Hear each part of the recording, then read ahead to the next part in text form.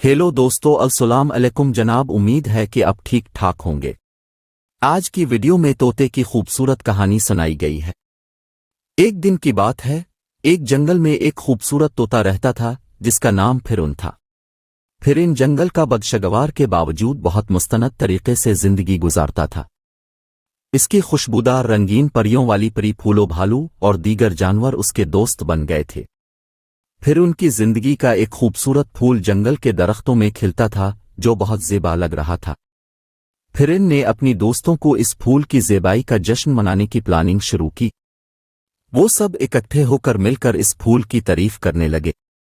फूल की खुशबूदारी के बारे में बात करते हुए फिरुन ने एक शर्त रखी कि इस जश्न के दौरान कोई भी जानवर कुछ भी गमगीन या बदमिजाज नहीं हो सकता था।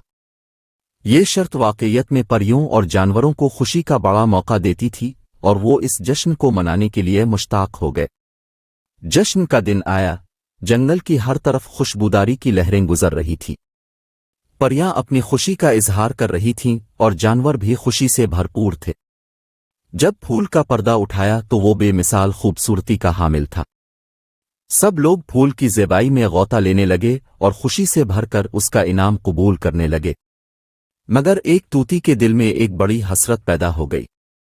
वो अपनी आवाज में सबसे खुशी से गला में बैठ गया कि वो भी फूल की तरह खूबसूरती हासिल करना चाहता है।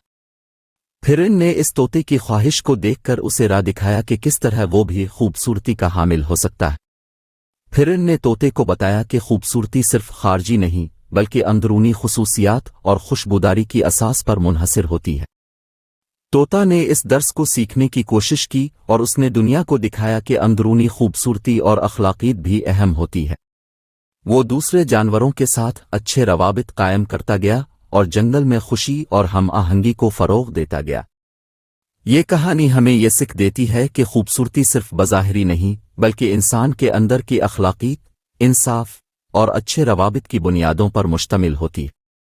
अगर आपको ये वीडियो पसंद आई है तो सब्सक्राइब ज़रूर करना।